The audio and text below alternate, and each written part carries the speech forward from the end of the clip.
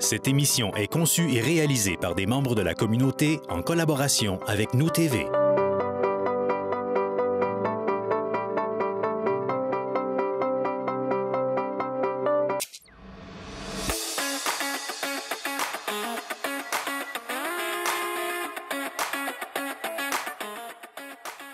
Messieurs, bienvenue à cette émission Au cœur de l'action. Eh bien oui, aujourd'hui, on est au Musée régional Marius-Barbeau. Eh bien, le but aujourd'hui, à Saint-Joseph, c'est de faire découvrir ce centre muséal. Et pour ça, j'ai des invités assez extraordinaires que je vais vous présenter au cours de l'entrevue. D'abord, M. Jean-Philippe Bolduc, M. Claude Gagné et, bien sûr, un intervenant tout à fait exceptionnel, M. Jean-Marc Labbé, que je vous présente immédiatement. M. Labbé, bienvenue. Bonjour. M. Labbé, vous êtes le président du musée. Vous êtes un retraité actif de TELUS. Vous avez travaillé à Rimouski et à Sainte-Marie, mais vous êtes impliqué beaucoup au niveau du musée. Êtes-vous capable de me dessiner un peu et de m'expliquer un peu l'histoire du musée? Oui, disons que quand j'étais à Rimouski, j'ai eu l'occasion d'être au conseil d'administration du musée régional de Rimouski. Puis quand je suis arrivé dans la Beauce, je voulais regarder s'il y avait quelque chose de semblable. Puis j'ai découvert le musée Marius-Barbeau. Puis en faisant son historique, j'ai connu son histoire. Le 25 janvier 1978, c'est là que ça a commencé. Il y a 3 personnes bénévoles qui avaient demandé des lettres patentes. Il y avait René Breton, un historien de Sainte-Marie, Richard Clich, un avocat de Saint-Joseph, et Robert Roy, un entrepreneur de Vallée-Jonction. Mais il y a un premier conseil d'administration qui a été formé le 2 novembre 1981. Puis ces gens-là qui ont fait partie du premier conseil d'administration, la première présidente, ça a été Louise Barrière. Elle a alterné à la présidence avec Guillaume Bélanger pendant une période de 4-5 ans. Puis ces gens-là, ça a été un peu pas des missionnaires, mais ils n'avaient d'administrateur que le nom. Ils étaient à la fois recherchistes, animateurs, peintres, concierges. Ils faisaient tout. Il y avait tout. Par contre, pendant la période 85-93, moi j'appelle ça la période accréditation et maison de la culture, ça a été réellement la période essentielle à la survie du musée.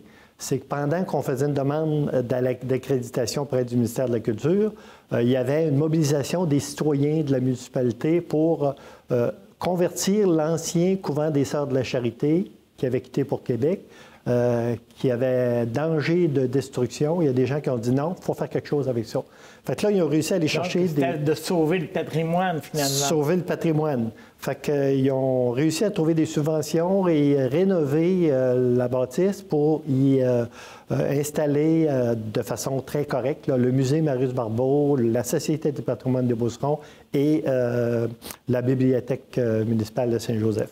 C'est quoi la Société patrimoine des Beaucerons? Le musée Marius-Barbeau, à l'origine, faisait partie de la Société du patrimoine de Beauceron, des gens qui avaient été formés en conseil d'administration pour recueillir des archives et assurer la survie, la transmission du patrimoine.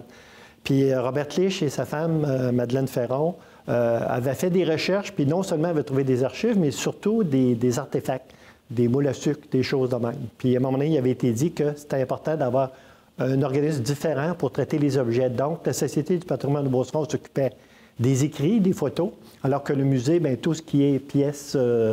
C'est ça, lui. C'est ça. Fait que c'est de même que le musée a pris une vocation différente, mais en parallèle avec la Société du patrimoine de Beauceron.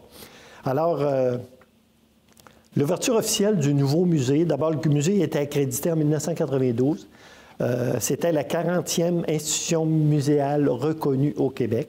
Et l'ouverture officielle a été faite le 6 juin 1993. Ça veut dire que la subvention que nous accordait l'accréditation nous permettait d'avoir une personne permanente et donnait des endroits rencontrant les normes des muséales pour faire des expositions, préserver les objets, et ainsi de suite. Si je fais une rétrospective des 25 dernières années, c'est qu'à partir du moment où on opérait dans des locaux adéquats, Bien là, on a eu l'exposition qui s'appelait « Beauce, pays des légendes et de volonté », qui a duré une douzaine d'années, qui racontait l'histoire des légendes, comment ça se passait dans la Beauce, par les Beaucerons. Mais on sait qu'une exposition permanente, après 10, 12, 15 ans, il faut la remplacer. Oui. Alors, quand je suis arrivé au musée, moi, là, on parlait de changer cette exposition-là. Fait qu'on a fait des recherches. Heureusement, on a eu l'aide d'un groupe de bénévoles de Beauceville qui voulaient partir quelque chose. On avait Gervais Lajoie, à ce moment-là, qui était sur le conseil d'administration du musée, qui avait dit, bien, j'ai peut-être des collègues qui pourraient aider. Fait qu'on s'est jumelés. Eux autres, je cherchais un endroit pour faire leur exposition. Fait qu'on a mis nos besoins en commun. Ensemble. Ensemble. Fait que c'est devenu Beauce, mythe et réalité, l'exposition qu'on voit ici, là, l'endroit où on est en entrevue. Ça a été inauguré le 17 juin 2008.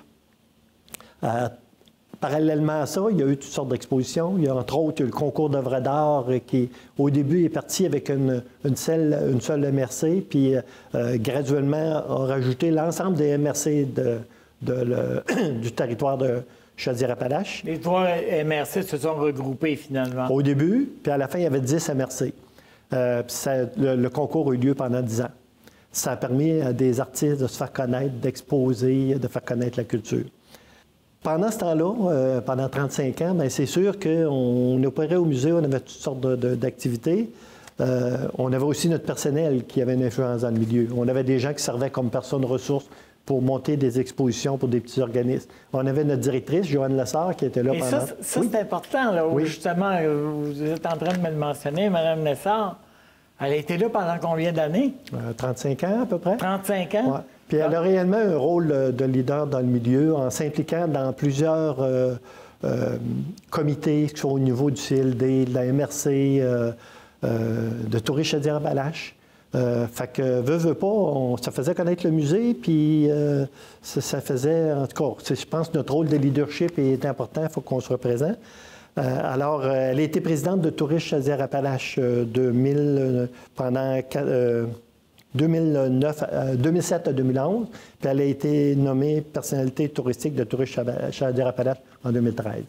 Et là, il y a des changements qui s'en viennent de ça. On va aller rencontrer maintenant le nouveau directeur, qui est le deuxième. Bien, merci beaucoup de votre disponibilité. Ça me fait plaisir. Monsieur Bolduc, vous en êtes le directeur général maintenant du Musée Marius Barbeau. C'est tout nouveau. C'est depuis juillet. Vous êtes natif de Saint-Georges. Vous avez des études en architecture, en histoire, d'art, en administration, tout ça. Vous connaissez bien le milieu. Oui, tout à fait. Hein? Je suis dans le milieu depuis 30 ans. Donc, un directeur général, c'est un conservateur de musée, c'est un gérant de projet, c'est un responsable de collection, puis c'est une personne qui veut garder l'identité patrimoniale de la Beauce? Oui, en fait, un directeur général de musée, c'est un gestionnaire de musée, c'est-à-dire je m'occupe de la gestion du musée tant sur le plan administratif, des ressources humaines et des ressources financières, mais je m'occupe aussi de 2 autres volets que vous avez mentionnés, comme conservateur, c'est-à-dire pour la gestion de la collection. Comme vous le savez, on a dans notre collection au-delà de 33 000 objets qui sont de toutes sortes, de la petite cuillère à la carriole en passant par la table de salle à manger. Donc, c'est beaucoup d'étapes, ça, quand on reçoit des propositions de donation, mais il faut savoir les gérer. Donc, c'est une partie de mon travail. Et l'autre volet, je dirais, c'est gérer la programmation du musée. Parce qu'on est dans une salle d'exposition, on est dans la salle d'exposition de l'artiste Valérie Gilbert, l'exposition La Sapinière. Donc, on reçoit à chaque année plusieurs dossiers d'artistes et on doit faire une sélection pour monter une programmation. Donc, ça, c'est un autre de mes volets. Il y a une chose que vous voulez faire, bien, il y a plusieurs choses. C'est de démystifier le musée, de le rendre intéressant, permettre aux gens d'y venir, de faire des choses à l'intérieur du musée, puis faire connaître les artistes. Comment vous allez faire ça? Mon premier but, c'est de faire en sorte que les gens viennent au musée. C'est pas toujours évident. Des fois, les gens sont intimidés de rentrer dans un musée. Ils ne savent pas trop comment ils vont devoir parler des œuvres quand ils viennent voir des expositions comme ça.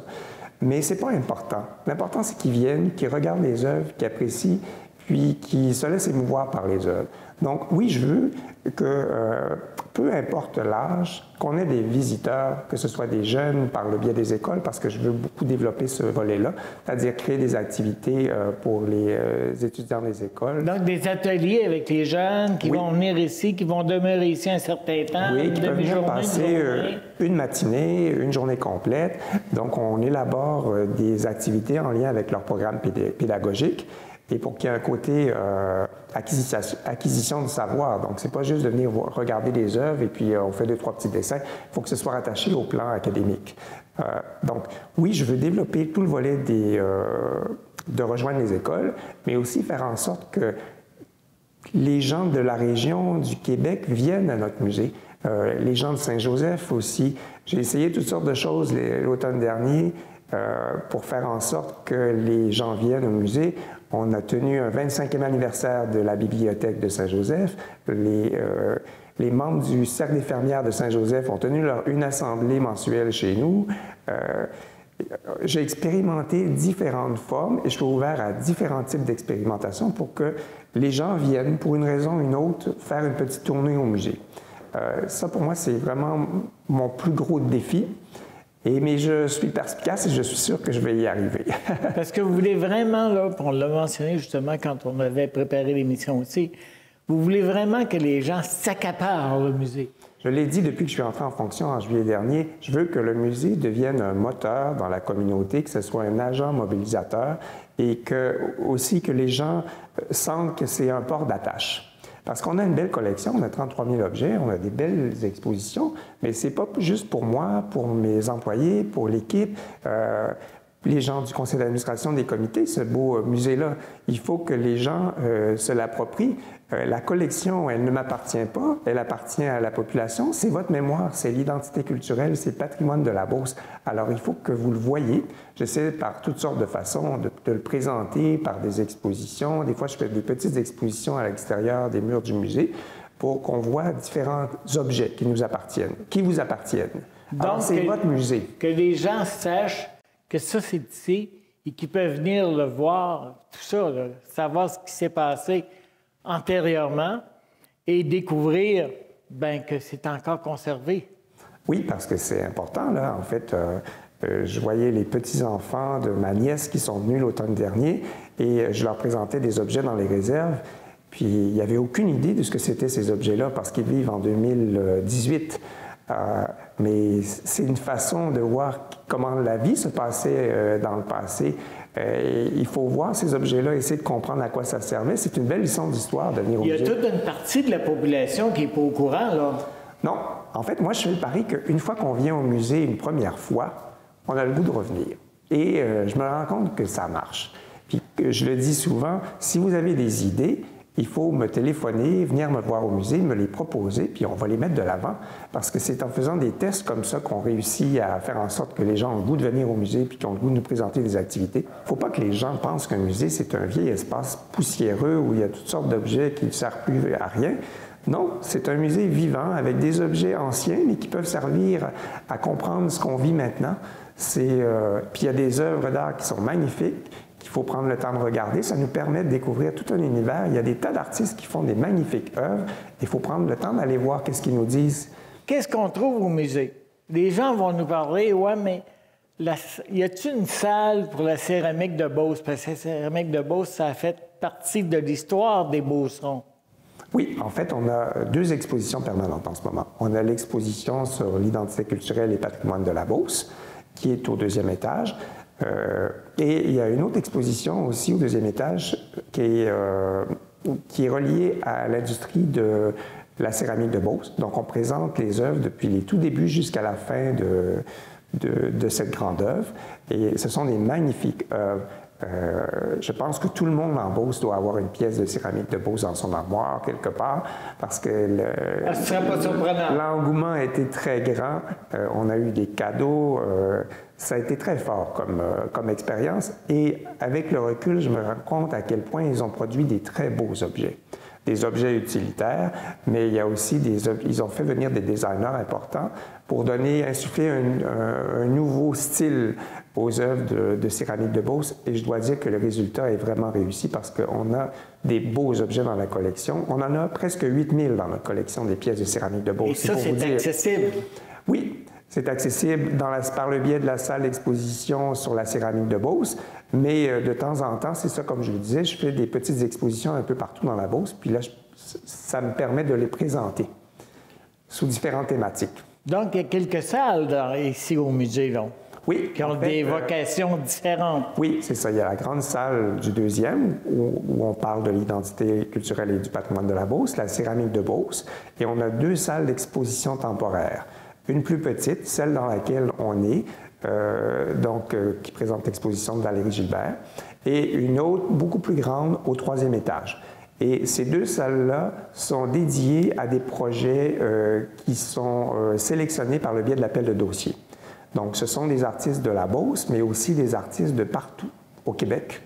Donc, on en a de Rimouski, de Deschambault, de Montréal. Ce n'est pas un musée de Saint-Joseph. Moi, je me plais à dire que c'est un musée régional et pour moi, c'est un musée même national. Parce qu'un de mes volets et de mes désirs, c'est faire en sorte que les gens de la Beauce, les gens de la grande région de la Beauce se l'accaparent, mais je veux aussi positionner le musée sur la sphère des musées québécois. C'est extrêmement important qu'on sache, que tous les intervenants culturels sachent qu'il y a un beau musée, une belle infrastructure muséologique ici en Beauce et que ça vaut la peine de faire une tournée pour voir nos expositions parce qu'on a une magnifique programmation. Donc, pour y arriver, vous voulez qu'il y ait des tournées qui soient faites avec un arrêt tout à fait particulier ici au musée. Vous voulez aussi qu'il y ait des avantages qui sont déjà attachés là, aux gens qui font partie du musée, les amis du musée, mais qui en profitent. Oui. Vous voulez avoir des visites industrielles, donc des industries qui peuvent, avec leurs employés, tout ça, faire découvrir ce qu'est le musée Marius-Barbeau, passer une journée ici, une demi-journée ici. Vous voulez aussi que les gens tiennent des réunions ici. Donc, on a parlé des fermières, mais il y a plein d'autres personnes qui peuvent avoir des réunions, puis qu'en même temps, ça va leur permettre de découvrir le musée. Tout à fait. En réalité, je veux créer des partenariats avec plein d'organismes, que ce soit des organismes communautaires, que ce soit des entreprises de la région, pour qu'ils considèrent que je reviens toujours avec cette notion-là, c'est un port d'attache, le musée. C'est un lieu qui vous appartient, puis il faut que vous ayez le goût et l'idée de l'utiliser. Je pense que si je peux apporter une contribution au musée Marius-Barbeau, c'est d'ouvrir les portes et que les gens se sentent chez eux. C'est un musée qui doit être vivant, donc, puis qui appartient à la communauté, donc c'est pas juste les artistes qui peuvent être dans le musée, ça peut être un organisme qui va faire un café rencontre du matin, un petit déjeuner avec ses membres, ça peut prendre tellement de formes. Je pense qu'il faut juste comme se montrer accueillant et puis créer de l'ouverture.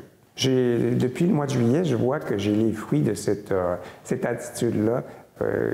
J'ai plein de petites initiatives qui se créent. La semaine dernière, on avait un vernissage l'après-midi, puis le matin, on avait une rencontre pour un projet de développement au Sénégal, parce qu'on a des nouveaux arrivants en Beauce. On a fait un café muffin pour les accueillir, pour voir qui ils sont, pour leur présenter qui nous sommes. D'ailleurs, le café muffin se tenait dans la salle d'exposition permanente sur l'identité et le patrimoine de la Beauce. Je me disais, ça ne peut pas être la meilleure place parce que c'est notre vie.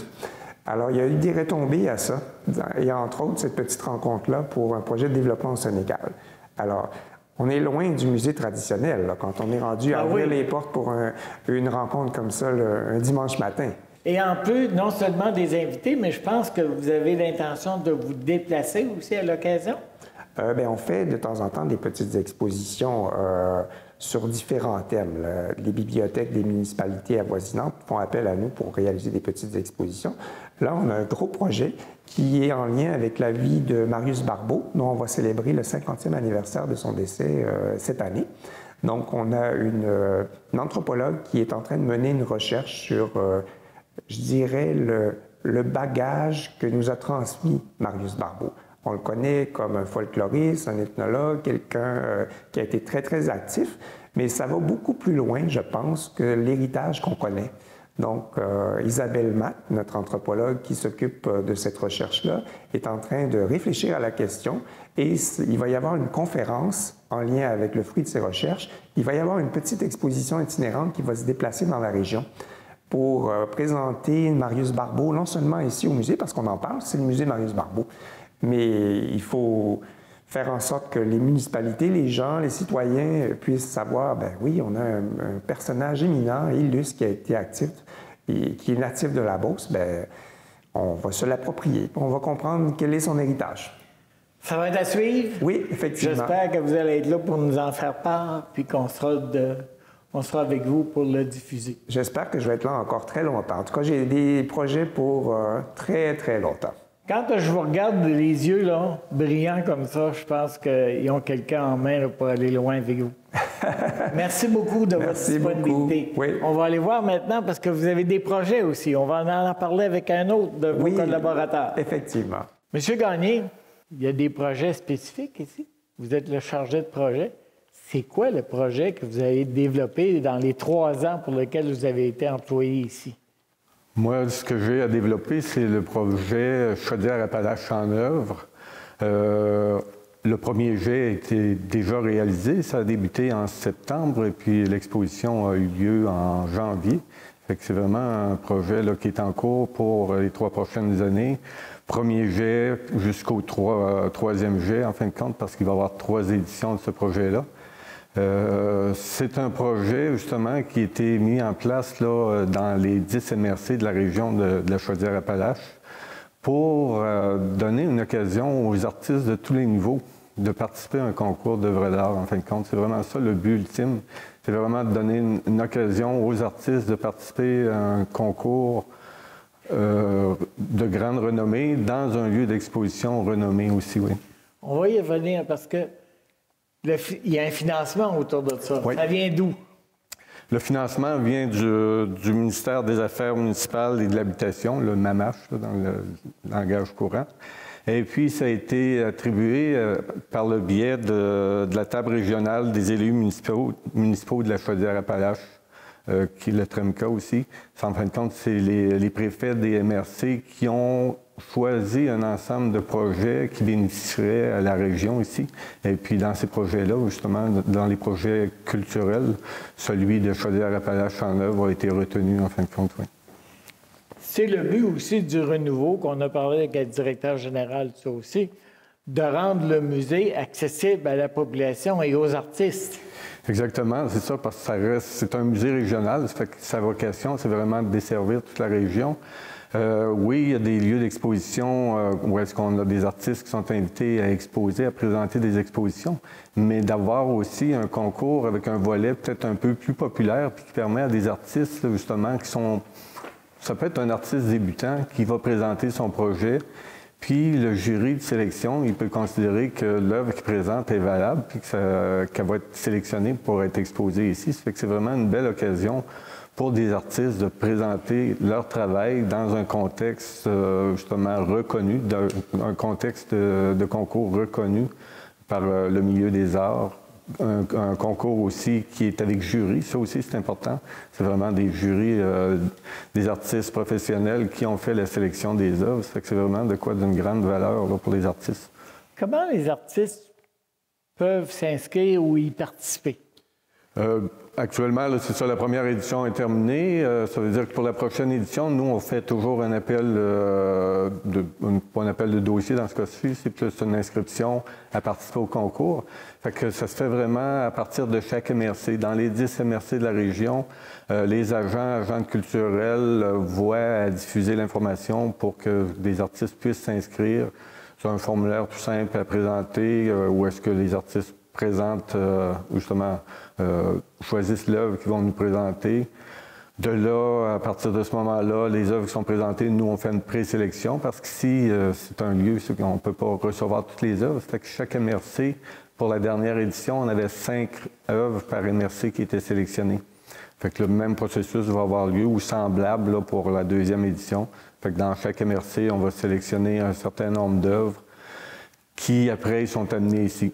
Puis le but aussi, c'est ça, c'est que de ça, oui, il y a l'exposition qui a lieu. Comme ici, l'exposition a eu lieu en janvier-février, 17 janvier au 23 janvier au 17 février. Et puis, au vernissage, il y avait aussi des gagnants parce que chaque MRC a un gagnant qui est une œuvre gagnante avec un prix qui est attribué pour cette œuvre-là. Ça aussi, c'est un volet qui est intéressant pour les artistes, d'avoir une diffusion, puis d'avoir la possibilité aussi de gagner un prix qui est intéressant. Comme cette année, l'artiste sélectionné dans chaque MRC, il y avait un prix de 400 $.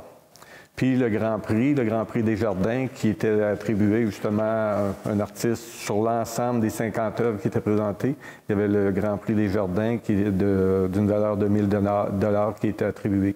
Cette année, c'est Guillaume Desjardins, par hasard, qui a gagné le Grand Prix. Donc, c'est intéressant pour les artistes. Puis la façon d'y participer, c'est vraiment au niveau des MRC, de communiquer à chacune des MRC? Nous, on fait une communication globale, on fait une diffusion globale dans toute la Chaudière-Appalaches, mais après ça, chaque agent ou agent culturel de la MRC prend en charge de contacter des artistes, de les inciter à s'inscrire, de déposer leur œuvre. Et puis, nous, après ça, on fait notre présélection. Après ça, on détermine des gagnants. C'est vraiment cette façon. Et ça va permettre aux Beaucerons, tout ça, et à la région, puis aux gens de l'extérieur de découvrir ces artistes-là après. De découvrir ces artistes-là, parce que suite aussi à l'exposition qui est ici, les gagnants qui sont déterminés, bien, il y a une exposition itinérante aussi qui se poursuit, des œuvres gagnantes. Fait que c'est vraiment plusieurs volets de permettre aux artistes d'avoir une belle diffusion, d'avoir une diffusion la plus large possible. Oui, c'est centralisé à un moment donné ici au musée, mais à un moment donné aussi, on se retrouve... Mais vous vous rendez dans la population? Dans la population. Au mois d'avril, on va être à Saint-Jean-Port-Joli. Après ça, on est à Lac-Etchemin. Après ça, on est... Un petit peu partout. Un peu partout dans la MRC, dans la Chaudière-Appalaches, oui. Oui. Bien, merci beaucoup de votre disponibilité. Bien, plaisir.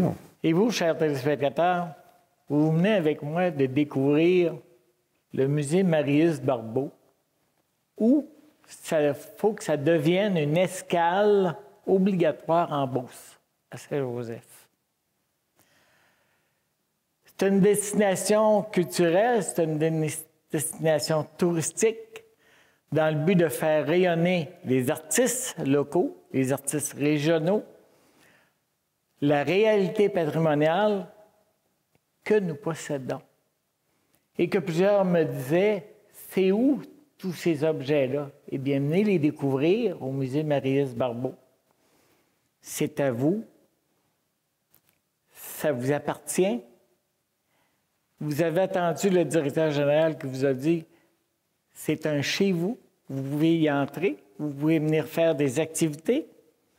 C'est un accès facile à découvrir ce qu'est l'art, l'apprécier, peut-être s'initier à savoir c'est quoi un artiste, puis pourquoi, des fois, on ne comprend pas toujours, mais en arrière de ça, il y a une idée de génie, et c'est ça, les artistes.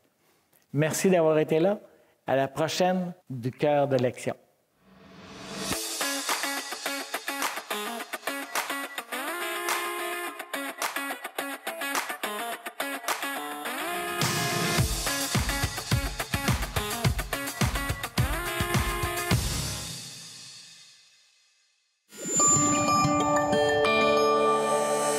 Nous TV, fiers de faire rayonner notre communauté.